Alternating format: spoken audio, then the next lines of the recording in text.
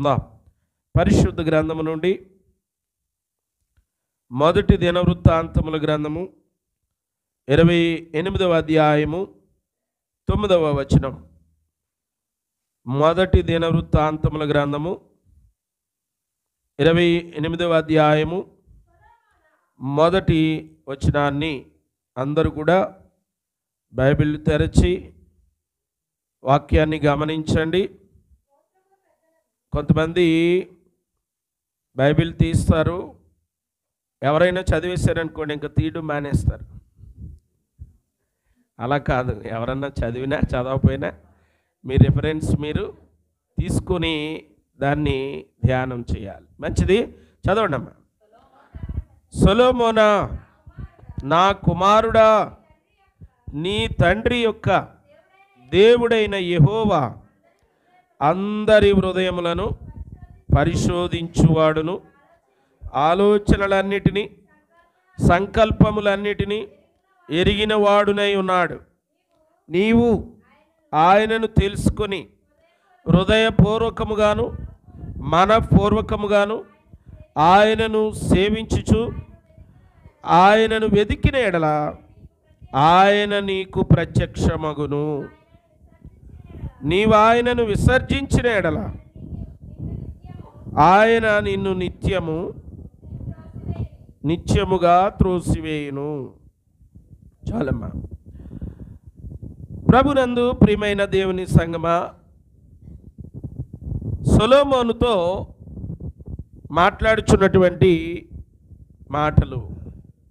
సొలొమోను తండ్రి అయిన దావీదు దేవుని యందు విశ్వాసముతో, నమ్మికతో, ఆయన యందు నిరీక్షణతో బ్రతికినటువంటి దావీదు వృద్ధాప్యంలో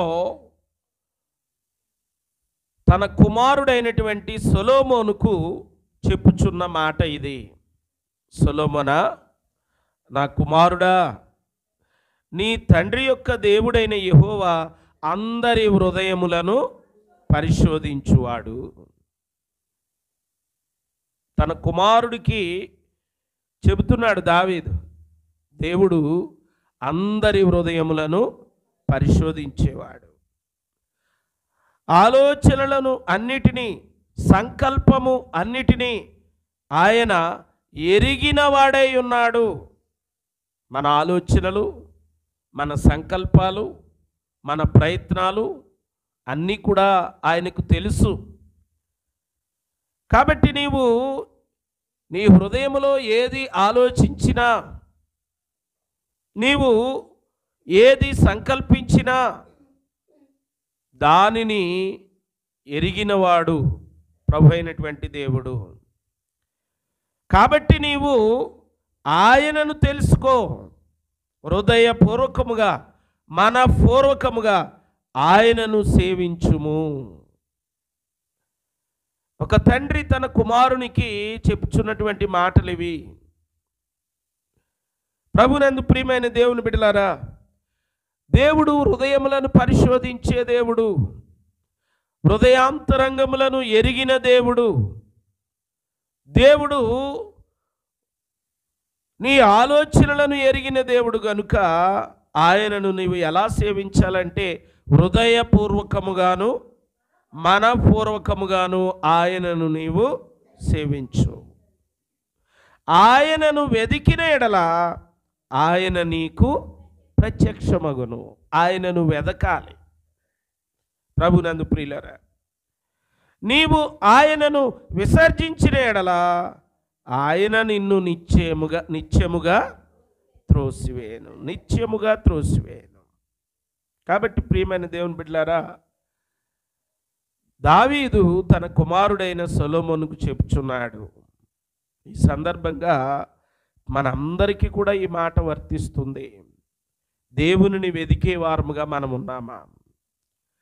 ఆయనను నీవు జాగ్రత్తగా వెతికిన ఎడలా అని మరొక చోట వ్రాయబడుతున్న మాటను మనం వింటూ ఉన్నాం. 2వ దినవృత్తాంతములో 15వ అధ్యాయం 2వ వచనాన్ని కూడా జ్ఞాపకం చేసుకుందాం. ఆ యోధావారలారా, బెన్యామినీలారా, మీరందరూ నా మాట వినుడి. యెహోవా పక్షపు వారైన ఎడల ఆయన మీ పక్షమున ఉండును. మీరు ఆయన యొద్ద విచారణ చేసిన ఎడల ఆయన మీకు ప్రత్యక్షమగును. మీరు ఆయనను విసర్జించిన ఎడల ఆయన మిమ్మును విసర్జించును. చూడండి, దేవునిని మనము ఆయన యొద్ద విచారణ చేస్తే ఆయన మనకు ప్రత్యక్షమవుతానంటున్నాడు. ఆయన వారమైతే ఆయన మీ పక్షమున ఉంటామని దేవుడు తెలియజేస్తూ ఉన్నాడు. కాబట్టి ప్రియులరా, యాకోబు పత్రికలో కూడా చెప్పుచున్నటువంటి మాట, దేవుని యొద్దకు రండి, అప్పుడు ఆయన మీ యొద్దకు వచ్చును. దేవుని యొద్దకు రండి, అప్పుడు ఆయన మీ యొద్దకు వచ్చును. కాబట్టి దేవుని దగ్గరకు రావాలి. అనేక సార్లు మనము మన ప్రభువుని మరచి మన యొక్క పనుల్లో నిమగ్నమైపోతూ ఉంటాం. ఈ లోక సంబంధమైనటువంటి వ్యవహారాల్లో, అనేకమైనటువంటి కార్యక్రమాల్లో నిమగ్నమై ప్రభువును మర్చిపోయేవారిగా మనం ఉంటూ ఉంటాం. కాదు కానీ ప్రభువును వెదికేవారముగా మనం ఉండాలి. ప్రభువును వెదుకటానికి మనల్ని మనము సమర్పించుకోవాలి. దేవుని యొక్క లేఖనంలో చెప్పబడిన మాట, వెదకుడి మీకు దొరుకును. వెదకాలి, ప్రభువును వెదకాలి. వెదకుడి మీకు దొరుకును. మత్తయి సువార్త 7వ అధ్యాయం 7వ వచనంలో చెప్పబడినటువంటి మాట. కాబట్టి వెదకాలి, దేవునిని వెదికే వారముగా మనం ఉండాలి. రాజగు ఆస దినముల యందు ప్రజలు దేవునిని వెదికినందున గొప్ప ఉజ్జీవాన్ని వారు చూడగలిగారు. ప్రియులారా, దేవునిని వెదికే వారిగా మనం ఉండాలి. ఇంకా చూసినట్లయితే వెదకుడి మీకు దొరుకును అనేటువంటి మాట వెదుకుచూ ఉండవలెనట. అది ఒక కొనసాగుచున్నటువంటి క్రియ. దేవునిని వెదికేవారిగా మనం ఉండాలి. అప్పుడు మనం ఆయనను నిశ్చయముగా కనుగొంటాము. మొదట దేవుని యొక్క లేఖనములు మనం చూసినప్పుడు ఏది వెదకాలి? మొదట ఏది వెదకాలని అంటే, మొదట ఆయన రాజ్యమును నీతిని వెదకాలి. మొదట ఆయన రాజ్యమును నీతిని వెదకాలి. అప్పుడు ఇవన్నీ మీకు అనుగ్రహించబడును. మత్తయి సువార్తలో చెప్పబడుతున్నటువంటి మాట ఇది. ప్రభునందు ప్రియులరా, మొదట ఆయన రాజ్యాన్ని నీతిని వెదకినట్లయితే నీ అవసరతలు, నీ అక్కరలు, నీ లోటులు, నీకున్న ప్రతి అవసరత కూడా తరువాత తీర్చబడుతుంది. కానీ మొదట మనం ఏం చేస్తామంటే, ఆయన రాజ్యాన్ని నీతిని వెదకము కానీ ముందు మన అవసరతల కొరకు కనిపెడతాం, లేదా మన యొక్క అది కావాలి ఇది కావాలనుకుంటాం. కానీ దేవుని వాక్యం ఏం చెప్తుందంటే, ముందు ఆయన రాజ్యాన్ని నీతిని వెదకండి, అప్పుడు ఇవన్నీ మీకు అనుగ్రహించబడును అని చక్కగా అక్కడ తెలియపరుస్తూ ఉన్నాడు. దేవునికి స్తోత్రం. ప్రభువును వెదకటం వలన ఆయనను మనము కనుగొంటాం, ఆయనను మనము సొంతము చేసుకుంటాం, మన హృదయములో చేర్చుకుంటాం. ఆయనను వెదుకువారి హృదయములు సంతోషించునుగాక అంటాడు కీర్తన గ్రంథములో. మనం ఇప్పుడు చదువుకున్న కీర్తనలో కూడా ఆ మాట వ్రాయబడతా ఉన్నది. ప్రియులరా, 22వ కీర్తనలో కూడా ఆ మాట వ్రాయబడి ఉన్నది. యెహోవాను వెదుకువారి యొక్క హృదయములు సంతోషిస్తాయట. యెహోవాను ఆశ్రయించు వారికి ఏ మేలు కొదవై ఉండదు. దేవుని వెదుకువారులారా, మీ ప్రాణము తెప్పరిల్లునుగాక అని దేవుని యొక్క లేఖనాల్లో దేవుని వెదికే వారిని గూర్చి అనేకమైనటువంటి విషయాలు ఉన్నాయి. యెహోవాను ఆశ్రయించు వారికి దేవుని హస్తము తోడుగా ఉంటుంది. యెహోవా నిన్ను ఆశ్రయించు వారిని నీవు విడిచిపెట్టువాడవు కావు అనేటువంటి మాటను మనం చూస్తూ ఉన్నాం. కాబట్టి ప్రియమైన దేవుని బిడ్డలారా, యెహోవాను వెదకుట వలన, యెహోవాను వెదుకు వారికి ఆయన ప్రతిఫలం ఇస్తాడు. కాబట్టి ఎలాగ వెదకాలి? పూర్ణ హృదయముతో ఆయనను వెదకాలి. యెహోవాను వెదుకు వారికి ఈ వాగ్దానాలన్నీ కూడా గొప్ప వాగ్దానాలు వాగ్దానము చేయబడినవి. అయితే నేడే ఆయనను వెదికే వారిగా నేను ఉంటాను. దేవుని రాజ్యమును నీతిని వెదికే వ్యక్తిగా నేను ఉంటానని మనము తీర్మానించుకోవాలి. దేవుని వెదికి కనుగొనినటువంటి కొందరు పరిశుద్ధులు గొప్ప మేలులు పొందుకున్నారు, గొప్ప ఆశీర్వాదాలు పొందుకున్నారు. కనుక దేవుని పూర్ణ హృదయంతో వెదికాడట ఆసా అనేటువంటి మహారాజు. పూర్ణ హృదయంతో. 2వ దినవృత్తాంతముల గ్రంథము 15వ అధ్యాయము 2వ వచనాన్ని జ్ఞాపకం చేసుకుందాం. ఆసా, యోధావారలారా, బెన్యామీనీయులారా, మీరందరూ నా మాట వినుడి. మీరు యెహోవా పక్షపు వారైన యెడల ఆయన మీ పక్షమున ఉండును. మీరు ఆయన యొద్ద విచారణ చేసిన యెడల ఆయన నీకు ప్రత్యక్షమగును. చూడండి ప్రియులరా, యెహోవాను వెదికినాడు. రాజు అయినటువంటి ఆసా దేవునిని వెదుకుట ద్వారా ఆ దినములలో వారు గొప్ప మేలులను వారు పొందుకోగలిగారు, గొప్ప విజీవము వారు పొందుకోగలిగారు. వారు తమ దేవునిని పూర్ణ హృదయముతో వెదికారు. వారు 12వ వచనం చూడండి. 12వ వచనంలో పూర్ణ హృదయముతోను పూర్ణ ఆత్మతోను తమ పితరుల దేవుడైన యెహోవా యొద్ద తాము విచారణ చేయుదుమని. దేవునికి స్తోత్రం, హల్లెలూయా.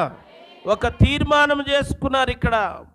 పూర్ణ హృదయముతో పూర్ణ ఆత్మతో తమ పితరుల దేవుడైన యెహోవా యొద్ద విచారణ చేస్తామని వారు ఒక తీర్మానించుకుని ఉన్నారు. ప్రభునందు ప్రియమైన దేవుని బిడ్డలారా, వారు తమ దేవునిని పూర్ణ హృదయంతో వెదికారు, పూర్ణాత్మతో వెదికారు. తమ శ్రమయందు వారు ఇశ్రాయేలీయుల దేవుడైన యెహోవా యొద్ద మళ్ళుకొని ఆయనను వెదికినప్పుడు ఆయన వారికి ప్రత్యక్షమయ్యాడు. కాబట్టి ప్రియులరా, ఆ యొక్క ఫలితమును బట్టి, దేవునిని వెదకడాన్ని బట్టి మన జీవితాల్లో కూడా ఫలితాన్ని మనం పొందుకోగలుగుతాం. యెహోవాను మనము ఆశ్రయించినందున ఆయన ద్వారా మేలులను మనం పొందుకోగలుగుతాం. ఆయన మన యొక్క కుటుంబము చుట్టూ, మన యొక్క పరివారము చుట్టూ కూడా ఆయన శాంతిని, సమాధానమును, ఆయన కాపుదలను ఆయన మనకు అనుగ్రహిస్తూ ఉన్నాడు. దేవునికి స్తోత్రం. కాబట్టి ప్రియులరా, మన యొక్క జీవితంలో ప్రభువుని పూర్ణ హృదయముతోను పూర్ణ ఆత్మతోను మనము ఆయనను వెదకాలి. 2వ దినవృత్తాంతంలో కూడా మరొక మాట 7వ అధ్యాయంలో 14వ వచనంలో ఉంది చూడండి. ఆయనను ఏ విధముగా వెదకాలి? నా పేరు పెట్టబడిన నా జనులు తమ్ము తాము తగ్గించుకుని ప్రార్థన చేసి నన్ను వెదకి అంటాడు అక్కడ. కాబట్టి ప్రియులరా, ఇక్కడ కూడా ఆయనను వెదికే వారిగా మనం ఉండాలని దేవుని యొక్క వాక్యం మనతో మాట్లాడుతుంది.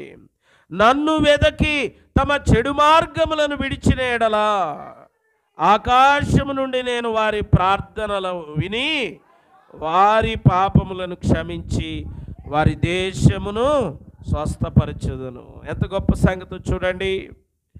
జనులు అనగా నా పేరు పెట్టబడిన నా జనులు తమ్మును తాము తగ్గించుకొని ప్రార్థన చేసి నన్ను వెదకి తమ చెడు మార్గములను విడిచిన యెడల, దేవునిని వెదికే వారిగా ఉండాలి. అప్పుడు మన ప్రార్థనలను ఆయన వింటానంటున్నాడు.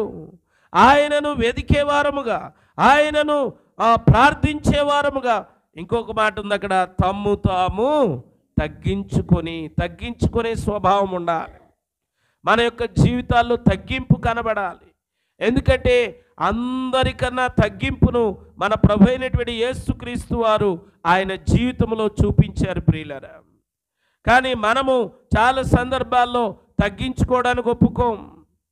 నేనేం తక్కువ అన్నట్టుగా మాట్లాడుతూ ఉంటారు కొంతమంది. కాదు కానీ ప్రియులారా, తగ్గింపు స్వభావము, దీనత్వము, విధేయత ఎవరిలో ఉంటాయో వారిని దేవుడు ఆశీర్వదిస్తాడు. విధేయత కలిగిన వారిగా ఉండాలి. మన పైని అధికారులకు విధేయులుగా ఉండాలి. సంఘములో సంఘ కాపరికి విధేయులుగా ఉండాలి. కుటుంబంలో తల్లిదండ్రులకు బిడ్డలు విధేయులుగా ఉండాలి. ఆ విధముగా ప్రతి వ్యవస్థలోనూ మన పైన దేవుడు ఎవరినైతే నియమించాడో వారికి విధేయులుగా ఉంటే నీవు ఆశీర్వదించబడతావు. తల్లిదండ్రులకు విధేయులుగా ఉండండి, ఇది ధర్మమే అని దేవుని వాక్యం తెలియజేస్తూ ఉంది. కాబట్టి యవన బిడ్డలు, చిన్న బిడ్డలు ఎప్పుడైతే చిన్ననాటి నుండి విధేయతను నేర్చుకుంటారో విధేయత నిన్ను అభివృద్ధి వైపు నడిపిస్తుంది, అవిధేయత నాశనమునకు నడిపిస్తుంది. వారు చెప్పిన మాటను వినేవారిగా మనం ఉండగలిగితే మన పైన నాయకులుగా ఉన్నవారు కానీ మన పైన ఎవరైతే దేవుడు అధికారులను నియమించాడో, ప్రతి అధికారమును ఎవరి చేత నియమించబడింది?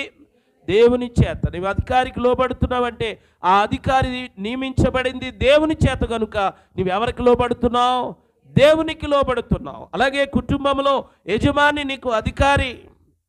కుటుంబంలో ఉన్న తల్లిదండ్రులు బిడ్డలకు ఒక అధికారులుగా లేదా ఒక పైన నాయకులుగా ఏర్పాటు చేశారు. కాబట్టి వారికి లోబడడం ద్వారా మనము దేవునికి లోబడుతున్నాం. ఆ విషయాన్ని మనం గమనించాలి, విధేయత నేర్చుకోవాలి. అందుకే దేవుని వాక్యం చెబుతుంది, నా జనులు తమ్ము తాము తగ్గించుకోవాలి. తగ్గించుకుంటే నీవు హెచ్చించబడతావు. దేవుని వాక్యం చెబుతుంది, తమ్మును తాము తగ్గించుకొని వారు హెచ్చించబడుదురు. తగ్గించుకోను నేను ఎందుకు నేను దేంట్లో తక్కువ ఇలాగా అనుకుంటా ఉంటే మరి ఎలా ఉంటుందంటే హెచ్చించబడువారు. కాబట్టి నువ్వు తగ్గించుకుంటే హెచ్చించబడతావు తప్పనిసరిగా. నీ దీనత్వానికి, నీ తగ్గింపుకు, నీ విధేయతకు ప్రతిఫలం ఇచ్చేవాడు దేవుడు. కాబట్టి దేవునిని వెదికేవారిగా మనం ఉండాలి ప్రియులరా. దేవునిని వెదికేవారు ఏ విధముగా వెతకాలట? తమ్మును తాము తగ్గించుకుని ప్రార్థన చేసి ఆయనను వెదకాలి. దేవునిని వెదికేవారిగా మనం ఉండాలి. దేవుని యొక్క లేఖనాలను మనం గమనించినప్పుడు మన యొక్క జీవితాల్లో, కుటుంబాల్లో కొన్ని సమస్యలు, శోధనలు వచ్చినప్పుడు ఎక్కడికెక్కడికో పరిగెట్టడం కాదు, దేవుని దగ్గర నిన్ను నీవు తగ్గించుకుని మోకరించి ప్రార్థన చేయగలిగినట్లయితే, ప్రభునందు ప్రియులరా, మోకరించడంలోనే తగ్గింపు ఉంది. తగ్గింపు లేని వారు మోకరించలేరు. ప్రభునందు ప్రియులరా, పెద్ద వయసు అయ్యి ఒకవేళ ఆరోగ్యం సహకరించకపోతే అది వేరే విషయం. మనము ఆరోగ్యంగా ఉండి దేవుడిచ్చినటువంటి ఆరోగ్యం కలిగి మనము దేవుని సన్నిధిలో మోకరించలేకపోతున్నామంటే తగ్గింపు లేదనే దాని అర్థం. ఒకవేళ పెద్ద వయసు అయితే మోకరించలేని పరిస్థితి ఉంటే అది దేవునికి తెలుసు. కానీ దేవుని ఆరోగ్యమును కలిగి ఉండి కూడా దేవుని సన్నిధిలో మోకరించలేకపోతున్నామంటే తగ్గింపు లేదనే దాని అర్థం. మోకరించగలగాలి. శరీరం సహకరించకపోతే అది దేవునికి తెలుసు. కానీ మోకాళ్ళు ఊని ప్రార్థించుకోవడం, తగ్గించుకుని ప్రార్థించుకోవడం, మనం ఎవరి దగ్గర తగ్గించుకుంటున్నాం? దేవుని దగ్గర. దేవుడే తగ్గించుకుని పరలోకాన్ని విడిచిపెట్టి భూలోకానికి నరునిగా మానవ స్వరూపం ధరించి దిగి వచ్చాడు. ఆయనే తగ్గించుకున్నాడు. ఆయన జననంలో తగ్గింపు ఉంది, ఆయన మరణంలో తగ్గింపు ఉంది, ఆయన మాటల్లో తగ్గింపు ఉంది. ప్రభునందు ప్రియులరా, ఆయన జీవితం అంతా కూడా తగ్గింపు స్వభావాన్ని ఆయన కలిగి ఉన్నాడు. ఆ విధముగా మనం ఆలోచన చేసినప్పుడు ప్రియులరా, మన జీవితాల్లో మనము ఏ రీతిగా తగ్గింపు స్వభావాన్ని మనం కలిగి ఉన్నామని మనల్ని మనము పరిశీలన చేసుకోవలసినటువంటి వారముగా ఉన్నాము. తగ్గించుకుని దేవునిని వెతికినట్లయితే దేవుడు నీ ప్రార్థనకు జవాబునిస్తాడు. కాబట్టి దేవునికి మనకు ఒక ప్రార్థన ద్వారా ఒక సహవాసం ఉండాలి. దేవునికి మనకు ఒక ప్రార్థన ద్వారా ఒక సంబంధము ఉండాలి. ఆయనను వెదకండి, అప్పుడు ఆయన నీ మొరను ఆలకిస్తాడు, నీ ప్రార్థనను ఆలకిస్తాడు, నీకు జవాబిస్తాడని దేవుని యొక్క వాక్యం మనతో మాట్లాడుతుంది. కాబట్టి ప్రభువునందు ప్రియమైన దేవుని బిడ్డలారా, ఆస ఎలాగూ వెతికాడనంటే ఆయనను జాగ్రత్తగా వెతికిన వ్యక్తిగా మనం చూస్తూ ఉన్నాం. పూర్ణ హృదయంతో వెతికాడు, పూర్ణ ఆత్మతో వెదికాడు. ఆస ఒక రాజు. ఆ రాజుగా ఉన్నటువంటి ఆస దేవునిని వెదికినప్పుడు ఆయనకు విరోధముగా ఉన్నటువంటి అనేక మందిని దేవుడు నాశనము చేసి ఆసాకు జయమును అనుగ్రహించాడు. రాజ్యములో ప్రశాంతత ఏర్పడింది, దేశములో నెమ్మది కలిగింది. కారణం ఏమిటంటే రాజు అయినటువంటి ఆస తాను వెదకటమే కాదు, తన రాజ్యంలో ఉన్న ప్రజలందరికీ చెప్పాడు, మీరందరూ ఏం చేయాలి, పూర్ణ హృదయముతో పూర్ణాత్మతో మన దేవుణ్ణి మనము సేవించాలి. ఆ విధముగా ఆ రాజ్యం యొక్క రాజు ప్రజలు ఇరువురు కూడా దేవునిని వెతికినప్పుడు ఆ రాజ్యము ప్రశాంతముగా ఉన్నది, నెమ్మది కలిగింది. దేవునికి స్తోత్రం. కాబట్టి ఆస ఎలా వెతికాడండి? పూర్ణ హృదయముతో వెతికాడు, పూర్ణ ఆత్మతో దేవునిని వెతికాడు. మనము కూడా మన జీవితాల్లో ప్రభువుని వెతికే వారిగా ఉండాలి. ఎలా వెతకాలనంటే పూర్ణ హృదయముతోనూ పూర్ణ ఆత్మతోనూ ఆయనను వెతకాలి. దేవునికి స్తోత్రం. హల్లెలూయా. మరొక రాజు ఉన్నాడు పాత నిబంధన గ్రంథంలో, యెహోషాపాతు అనేటువంటి రాజు. అది కూడా 2వ దినవృత్తాంతములలోనే వ్రాయబడింది. 20వ అధ్యాయము 3వ వచనం. 20వ అధ్యాయము. మరియు అందుకు యెహోషాపాతు భయపడి యెహోవా యొద్ద విచారించుటకు మనస్సు నిలుపుకొని యోధా అంతటా ఉపవాస దినము ఆచరింపవలెనని చాటింపగా. యెహోషాపాతు జరిగించినటువంటిది అంతా మనకు తెలుసు. కానీ ఇక్కడ యెహోషాపాతు ఎలా దేవునిని వెతికాడంటే ఉపవాసముతో దేవునిని వెతికాడు. ప్రభునందు ప్రియులారా, ఆసారాజు పూర్ణ హృదయముతో పూర్ణాత్మతో దేవునిని వెతికాడు, దేవుని ద్వారా ఫలితాన్ని పొందుకున్నాడు. ఇక్కడ మరొక రాజు ఉన్నాడు యెహోషాపాతు. యెహోషాపాతు దేవునిని ఎలాగూ వెతికాడంటే ఉపవాసముతో వెతికాడు. తాను మాత్రమే కాదు, తన రాజ్యంలో ప్రజలందరికీ చెప్పాడు, ఇటువంటి కష్టం వచ్చింది మన రాజ్యం మీదకి. మన రాజ్యం మీదకి 3 రాజులు ఏకమై దండెత్తి రాబోతున్నారు. ఇటువంటి క్లిష్టమైనటువంటి పరిస్థితుల్లో మనము ఉపవాసం ఉండి దేవునికి మొర్ర పెడదాం, దేవునిని వెతుకుదాం అని ఒక తీర్మానం ఉంచుకుని ఆ రాజ్యపు ప్రజలందరూ కూడా దేవుణ్ణి ఎలా వెతికారటండి? ఉపవాసం ఉండి వెతికారు.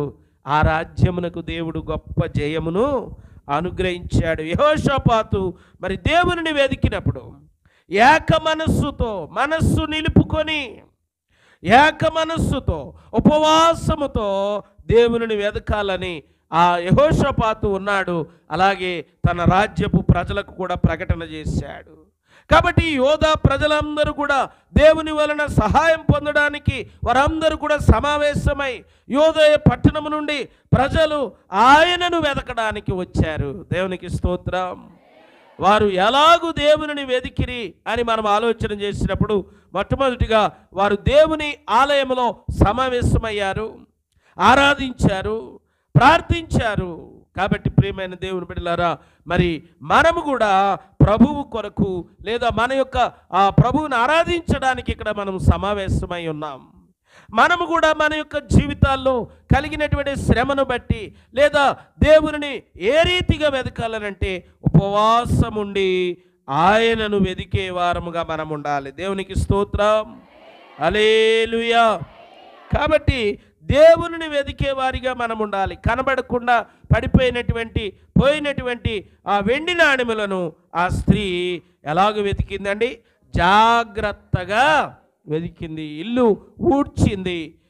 ఊడ్చి మరి ఎంతగానో ఆ పోగొట్టుకున్న వెండి నాణెము దొరికేటంత వరకు కూడా వెతికింది. ఎక్కడ పోగొట్టుకుంది? ఇంటిలో పోగొట్టుకుంది. కాబట్టి ఇంటిలోనే అంతా శుభ్రపరిచి వెతకడం ప్రారంభించింది. ఎక్కడ పోగొట్టుకున్నామో అక్కడ వెతకాలి. ప్రియమైన దేవుని బిడ్డలారా, దేవునిని ఉపవాసముతో వెతకడం ద్వారా యెహోషాపాతు రాజ్యములో కూడా గొప్ప ఆదరణ కలిగింది. ఆ 3 రాజులు దండెత్తి సరిహద్దుల్లో నిలబడ్డారు. కానీ తీరా యుద్ధమునకు యెహోషాపాతు సైన్యము రాజ్యము అక్కడికి వెళ్ళేసరికి వారిలో వారే యుద్ధము చేసుకుని వారిలో వారే సంహరించబడి వారందరూ చనిపోయి ఉన్నారు. 3 దినములు వారి దగ్గర ఉన్నటువంటి ఆయుధాలు, పనిముట్లు అన్నీ వేరేరంట. వీళ్ళు వెళ్ళేసరికే వాళ్ళు హతమైపోయి ఉన్నారు. కారణం ఏమిటంటే వారందరూ కూడా ప్రభువును ఉపవాసముతో వెతికారు. నిజమే, ప్రభువారు కూడా ఒక సందర్భంలో చెప్పారు, ఈ క్లిష్టమైన సమస్య మాకెందుకు పోలేదు, మేమెందుకు ప్రార్థన చేసి ఈ దయ్యమును వెళ్ళగొట్టలేకపోయాం, ఈ సమస్య నుంచి విడుదల పొందలేకపోయామని ప్రభువుని అడిగితే ప్రభువు కూడా చెప్పాడు, ఇలాంటిది ఉపవాస ప్రార్థన వలననే సాధ్యమవుతుంది అని చెప్పాడు. అంటే ఉపవాస ప్రార్థన అనేటువంటిది చాలా అవసరమైనటువంటిది, బలమైనటువంటిది మన జీవితాల్లో. ఉపవాసము ద్వారా దేవునిని వెదుకుట ఒక మంచి మార్గమై ఉన్నది. దాని కొరకు సమయాన్ని కేటాయించాలి, ఏకాంతముగా ఉండి ప్రార్థన చేయాలి. దేవుని యొక్క సన్నిధిలో, దేవుని యొక్క పాద సన్నిధిలో ఉపవాసముతో మనము ప్రార్థన చేసినప్పుడు మన ప్రార్థనలకు దేవుడు జవాబిస్తాడు. ఎస్తేరు కూడా 3 రోజులు రాత్రి పగలు ఉపవాసముండి ప్రార్థన చేసింది. దావీదు కూడా 7 దినములు భుజింపక తినక త్రాగక ప్రభు సన్నిధానంలో ఉపవాసము చేశాడు. దేవుని యొక్క లేఖనాలు మనం గమనించినప్పుడు దానియేలు 21 దినములు ఉపవాసముండి దేవునిని వెతికి తన్ను తాను దేవునికి సమర్పించుకున్నాడు. ఇలాగున మోషే, ఏలియా మొదలైనటువంటి గొప్ప భక్తులు అందరూ కూడా దేవుని సన్నిధిలో ఉపవాసమున్నారు. ఉపవాసముండి వారు దేవునిని వెదికారు. ప్రభునందు ప్రియులరా, మోషే, ఏలియా ఇలాంటి భక్తులు 40 దినములు ఉపవాసం ఉన్నారు. కాబట్టి ప్రియమైన దేవుని బిడ్డలారా, దేవుని కొరకు, దేవుని సన్నిధిలో, దేవుని కృపల కొరకు మన అవసరతలు తీర్చబడాలంటే మనము ఉపవాసముతో దేవుని సన్నిధిలో గడపవలసినటువంటి అవసరం ఉన్నది. దేవునికి స్తోత్రం. ప్రభువును వెదికే వారముగా మనం ఉండాలి, ఉపవాసముతో వెదికే వారిగా మనం ఉండాలి. ఆయన ఎన్నడూ కూడా ఉపవాస ప్రార్థనను త్రోసివేయడు. ఉపవాస ప్రార్థనకు ఆయన ఖచ్చితముగా జవాబిస్తాడు. ప్రియమైన దేవుని బిడ్డలారా, ఎందుకంటే దేవుని వాక్యంలో ఉపవాస ప్రార్థనకు అంత ఆ శక్తి ఉన్నది, అది శక్తి కలిగినటువంటిదని దేవుని వాక్యాలు మనం చూస్తూ ఉన్నాం. దేవునికి స్తోత్రం, హల్లెలూయా. ఆ రీతిగా ఆస పూర్ణ హృదయముతో పూర్ణాత్మతో వెదికాడు. యెహోషాపాతు ఉపవాసముతో ప్రభువును వెదికాడు. దేవుని ద్వారా గొప్ప మేలులను వారు పొందుకోగలిగారు. దేవునికి స్తోత్రం, హల్లెలూయా. మరొక మాటను మనం గమనించినప్పుడు యెషయా చెప్తున్నాడు 55:6లో, యెహోవా మీకు దొరుకు కాలమునందు ఆయనను వెదకుడి, ఆయన సమీపములో ఉండగా ఆయనను వేడుకొనుడి.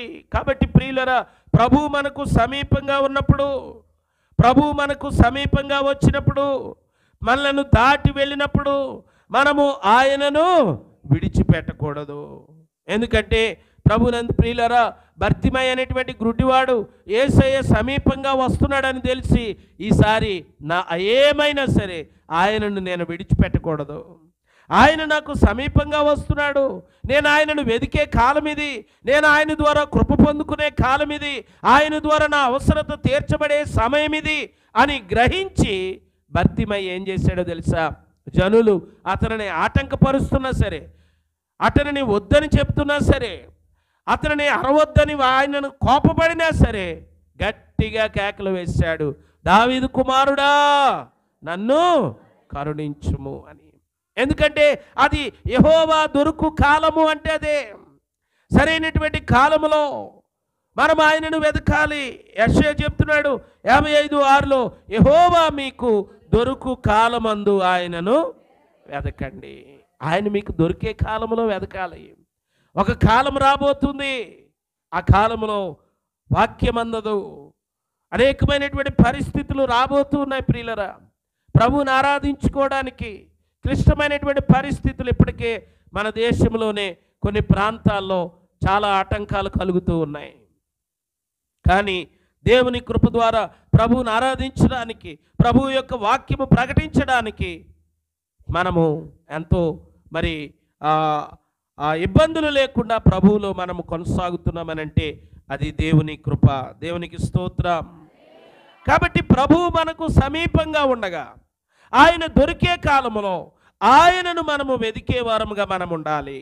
ఒక దినము భర్తిమయ్య అనేటువంటి గ్రుడ్డివాడు అలాగునే ప్రభువు సమీపంగా వచ్చేసరికి ఆ సమయాన్ని అతడు ఏం చేసుకున్నాడు? సద్వినియోగం చేసుకున్నాడు. దేవునికి స్తోత్రం. దావీదు కుమారుడా నన్ను కరుణించు అని పెద్దగా కేకలు వేశాడట. ఎందుకంటే జన సమూహం ఉన్నారు. ప్రభువుకు నా కేక చేరుతుందో లేదో మరి గట్టిగా అరిచాడు. ప్రభువుని వెదికి అతడు ఏం పొందుకున్నాడు? స్వస్థతను పొందుకున్నాడు. ఎప్పుడు వెదికాడు? ఆయన దొరికే కాలంలో వెదికాడు. ఆయన దొరుకు కాలమందు వెదకుడని యెషయా చెప్తున్నాడు. ఎప్పుడు? ప్రభు సమీపంగా ఉన్నప్పుడు. ఎప్పుడు ఆయనను వెదకవలెను? మనము ఆయనకు మొర్రపెట్టినప్పుడు ఆయన సమీపముగా ఉన్నాడు అని దేవుని వాక్యం మనతో మాట్లాడుతుంది. మరి ఆయన ఎప్పుడు సమీపంగా ఉంటాడు? ఎవరికి సమీపంగా ఉంటాడంటే కీర్తన గ్రంథము చూడండి 34వ అధ్యాయం 18వ వచనం. కీర్తన గ్రంథము 34:18. విరిగిన హృదయము గలవారికి యెహోవా ఆసన్నుడు, నలిగిన మనస్సు గలవారిని ఆయన రక్షించును. ఎవరికి ఆయన ఆసన్నుడు? ఎవరికి ఆయన సమీపంగా ఉంటాడు? ఎవరికి ఆయన దగ్గరగా ఉంటాడనంటే విరిగిన హృదయము గలవారికి. విరిగిన హృదయము కలిగిన వారముగా ఉండాలి. కఠిన హృదయము కాదండి. విరిగిన హృదయము గలవారికి ఆయన ఆసన్నుడై ఉన్నాడని దేవుని యొక్క వాక్యం మనతో మాట్లాడుతుంది. కాబట్టి ప్రియమైన దేవుని బిడ్డలారా, తనకు మొరపెట్టు వారికి అందరికీ కూడా, నిజముగా మొరపెట్టు వారికి 145వ కీర్తనలో ప్రభు మాట్లాడుతున్నాడు.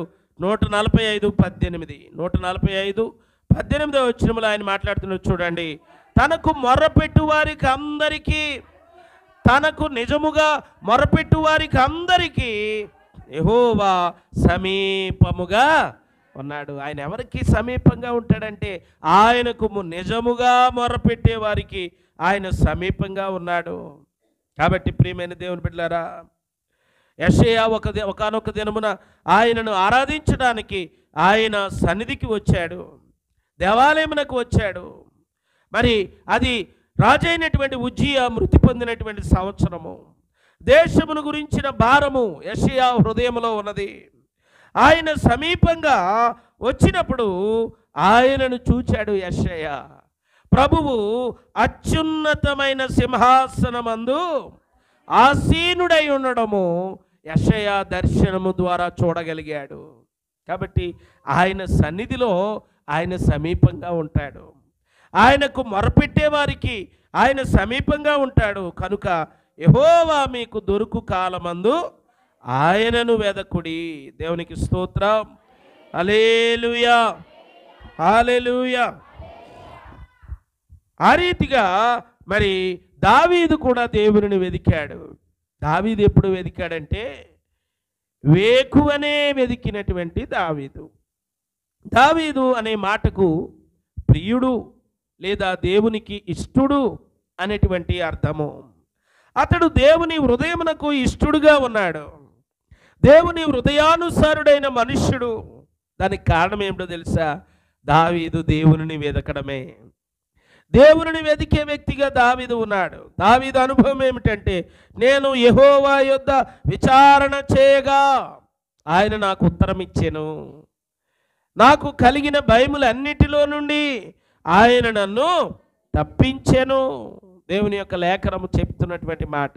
దావీదు తన యొక్క మరి జీవితంలో దేవుని దగ్గర మొరపెట్టేవాడిగా ఉన్నాడు. దేవుని దగ్గర నుంచి ఉత్తరము లేదా దేవుని దగ్గర నుంచి జవాబు పొందుకునేవాడిగా ఉన్నాడు. దావీదుకు కలిగిన భయములన్నిటి నుండి కూడా ఆయన తప్పించిన వాడిగా ఉన్నాడు. కీర్తన గ్రంథంలో ప్రభు వారిని గూర్చి ఆయన ఏ విధముగా ఆయన చెప్తున్నాడు చూడండి. 77వ కీర్తన 2వ వచనం. 77వ కీర్తన 2వ వచనం. ఆపత్కాలమందు నేను ప్రభువును వెదకి తిని, రాత్రి వేళ నా చెయ్యి వెనుకకు తీయకుండా చాపబడి ఉన్నది. నా ప్రాణము ఓదార్పు పొందనొల్లకై ఉన్నది. దేవుని జ్ఞాపకం చేసుకున్నప్పుడు నేను నిట్టూర్పు విడిచుచున్నాను. నేను ధ్యానించినప్పుడు నా ఆత్మ కృంగిపోవచ్చున్నది. ఈ రీతిగా ప్రభువును వెతుకుతూ ఉన్నాడు. నా ఆపత్కాలమందు నేను ప్రభువును వెదకి తిని. దావీదు కూడా దేవుని వెదికేవాడిగా ఉన్నాడు.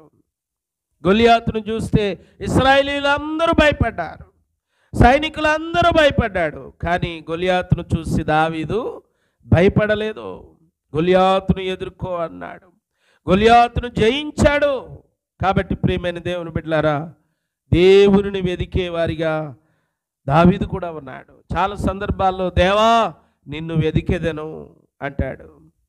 ఆయనను జాగ్రత్తగా వెదుకువారట ఆయనను కనుగొందురు.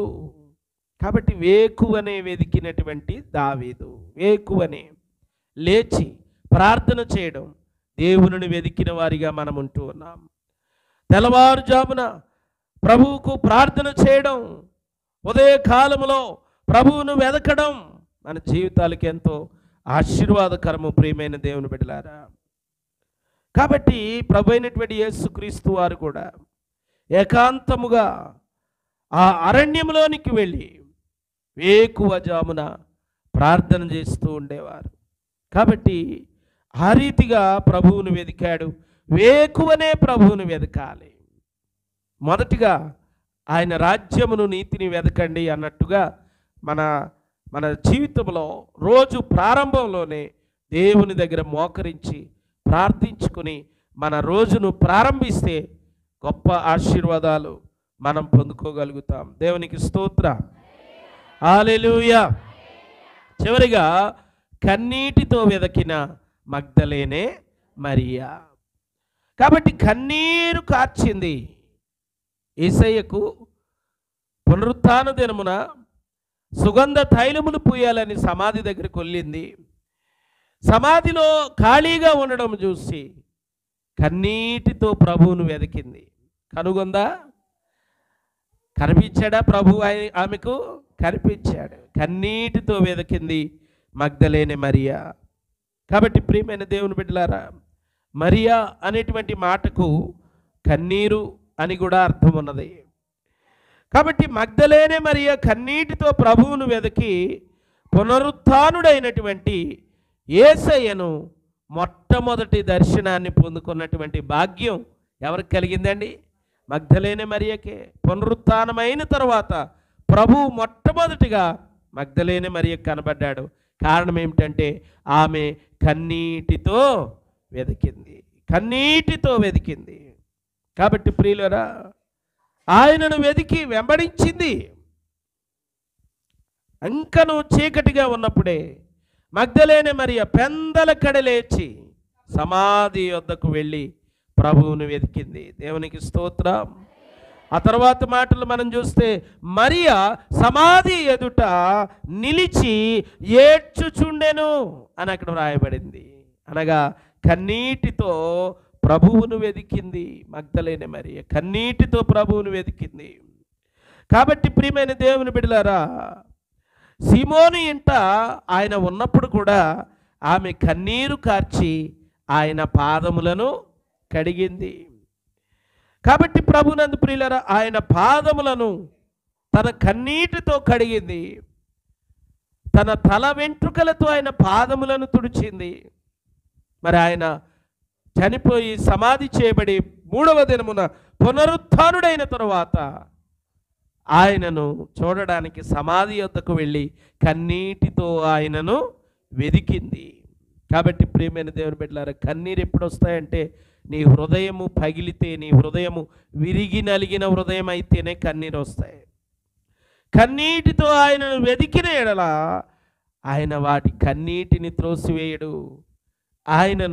ఆయన వారికి ప్రత్యక్షమయ్యాడు. అక్కడ అమ్మా ఎందుకు ఏడ్చుచున్నావు, ఎవరిని వెతుకుచున్నావు అని ఆయనే ప్రత్యక్షమయ్యి ఆ కన్నీటిని తుడిచాడు. ప్రియమైన దేవుని బిడ్డలారా, మనము కన్నీటితో ప్రభువుని వెతికితే ఆయన మనకు తప్పనిసరిగా ఆయన దర్శనాన్ని అనుగ్రహిస్తాడు. దేవునికి స్తోత్రం, హల్లెలూయా. కాబట్టి ప్రియమైన దేవుని బిడ్డలారా, ఆ రీతిగా మనము ఆయనను వెదకాలని దేవుని యొక్క వాక్యం మనతో చెబుతూ ఉన్నది. పరమగీతముల్లో కూడా రాత్రివేళ పరుండి మరి నేను నా ప్రాణప్రియుని వెదకి తిని, వెదికినను అతడు కనబడకై ఉండెను. నేను ఇప్పుడే లేచెదను, పట్టణము వెంబడి పోయి వెదుకుదును, సంత వీధులలోను రాజవీధులలోను తిరుగుదును, నా ప్రాణప్రియుని నేను వెదికెదను అని అంటా ఉంటాడు. కాబట్టి ప్రియులారా, దేవునిని వెదికేవారిగా మనం ఉండాలి. దేవునిని వెదికేవారిగా మనం ఉండగలిగితే తప్పనిసరిగా దేవుని యొక్క దీవెనలు మనం పొందుకోగలుగుతాం. దేవునికి స్తోత్రం, హల్లెలూయా. ప్రభునందు ప్రియులారా, ఎవరు ఎలా వెదికారండి? మొట్టమొదటి మాట ఏమిటి? మొట్టమొదట వెదికిన వారు ఎవరు? ఆశ. ఎలా వెదికాడు? పూర్ణ హృదయముతోనూ పూర్ణాత్మతోనూ వెదికాడు. రెండవ వ్యక్తి ఎవరు? యెహోషాపాతు. ఎలా వెదికాడు? ఉపవాసముతో వెదికాడు. మూడవ మాట దావీదు, వేకువనే వెదికాడు. తర్వాత మగ్దలేనే మరియా కన్నీటితో వెదికింది. యెషయి యెహోవా దొరుకు కాలమందు వెదికాడు. ఇలాగున మనము కూడా దేవునిని వెదికే వారిగా ఉండాలి. వెదకుడి మీకు దొరుకును. కాబట్టి మన జీవితాల్లో వేకువనే దేవునిని వెదికేవారిగా, ఉపవాసముతో దేవునిని వెదికేవారిగా, ఆయన దొరుకు కాలమందు ఆయన కృపలను మనం పొందుకునేవారిగా మనం ఉండాలి. ఉపవాసముతో కన్నీటితో ఆయనను మనము వెదికేవారిగా, ప్రార్థించేవారిగా మనము ఉండగలిగినప్పుడు దేవుడు తప్పనిసరిగా మన ప్రార్థనకు జవాబిస్తాడు. మనలను ఆయన బిడ్డలుగా చేసుకుని ఆయన రాకడ కొరకు మనలను సిద్ధపరుస్తాడు. అటువంటి కృపలను పరిశుద్ధాత్మ దేవుడు మనందరకు దయచేయునుగాక. ఆమేన్. ప్రార్థన చేసుకుందాం. కళ్ళు మూసుకునండి. ప్రార్థన.